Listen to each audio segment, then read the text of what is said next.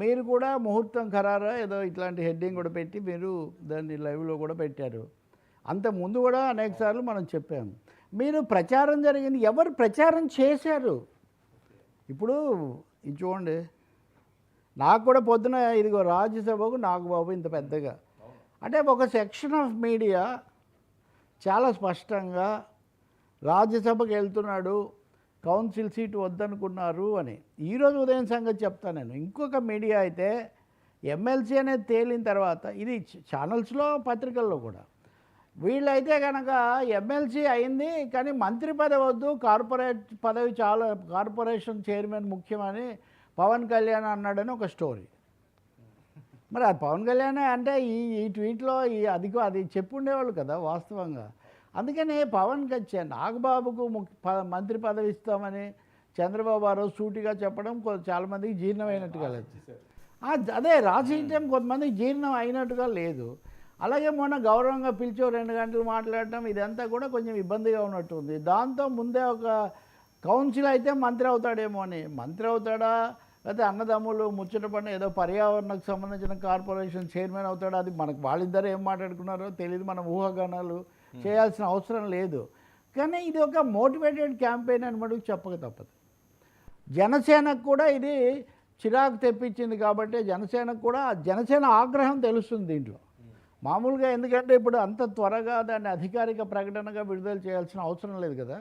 కొన్ని sections motivated vested ఇంట్రెస్ట్లు కావాలని ఇలాంటి ప్రచారం చేస్తున్నాయి. కాబట్టి దీని మీద అధికారికంగా ఎమ్మెల్సీ ఎన్నికల్లో కూటమిలో భాగంగా జనసేన అభ్యర్థి కొణిదెల నాగబాబు గారి పేరును పార్టీ అధ్యక్షులు ఖరారు చేశారు. ఎమ్మెల్సీ అభ్యర్థిగా నామినేషన్ దాఖలు చేయాలని శ్రీ నాగబాబు గారికి సమాచారం ఇచ్చారు. నామినేషన్కి అవసరమైన పత్రాలు సిద్ధం చేయాలని పార్టీ కార్యాలయాన్ని పవన్ కళ్యాణ్, ఇవన్నీ చూడండి.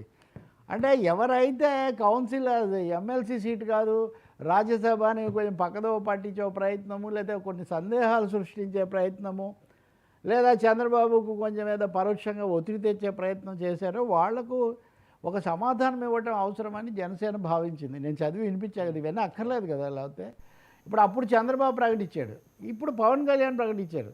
ఈ అక్కడికి ఇక్కడికి మధ్యలో ఈ దూరాన్ని కూడా మీరు గమనించవచ్చు. కాబట్టి నేను అనేది ఏంటంటే తెలిసిన సమాచారం చెప్పడం, లేదా మేము ఇలా అభిప్రాయపడుతున్నాము, లేదా ఇవ్వకండి అని మీరు భావిస్తే ఇవ్వద్దని మీరు రాయొచ్చు. కానీ ఏదో ఒక కథనం సృష్టించేసి గందరగోళపరుద్దామనే ప్రయత్నం చేయడం మటుకు సమంజసం కాదు అని నేను అనుకుంటున్నాను. అది మీడియా స్వేచ్ఛ అవన్నీ ఉండాలని మనం అంటున్నప్పుడు ఫెయిర్గా ఉండాలి. అన్ఫెయిర్ స్టోరీస్ అనేవి ఎవరు చేసినా అది సరికాదు. ఎమ్మెల్సీల మీద చాలా ఉన్నాయి. ఉదాహరణకు పీఠాపురం వర్మ, మళ్ళీ ఎప్పుడు తప్పకుండా మరి ఇప్పుడు మీరు నిన్న ఆలపాటి రాజేంద్ర ప్రసాద్ ఎమ్మెల్సీ అయితే వాళ్ళ విజయోత్సవంలో ఘనంగా చెప్తున్నారు కదా, నేను తప్పనిసరి నాగబాబు సరే నాదేండ్ల కోసం నేను అక్కడ చేయలేకపోయాను, కానీ ఇప్పుడు సంతోషంగా ఉంది, వాళ్ళు నాతో నిలబడ్డారని ఆయన చెప్తున్నాడు. మరి అదే సూత్రం నాగబాబుకు వర్తిస్తుంది, అదే సూత్రం పిఠాపురం వర్మకు వర్తిస్తుంది. వాటి మీద భిన్నమైన కథనాలు ఎందుకు తీసుకొని వస్తారు అంటే అందులోనే అనమాట. అందులో ఆ సర్కిల్లో ఉంటూనే ఇలాంటి కథనాలు తీసుకొని రావడం. ఏమంట, వర్మకు కీలకమైన పదవి ఎమ్మెల్సీ కాదు, కీలకమైన పదవి. నాగబాబు కీలకమైన పదవి మంత్రి కాదు, ఎమ్మెల్సీ కాదు. అంటే ఒక సెకండ్ లేయర్ ఆఫ్ ప్రెషర్ గ్రూప్లు ఏవో పనిచేస్తున్నట్టుగా మటుకు కనిపిస్తుంది.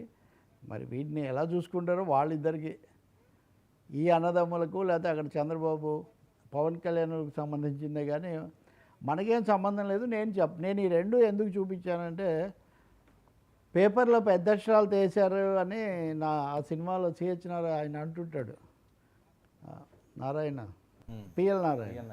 సో పేపర్లో పెద్ద అక్షరాలు వేసినవన్నీ నిజం కాదు, వాస్తవాలను మనం గమనించాలని చెప్తున్నాం.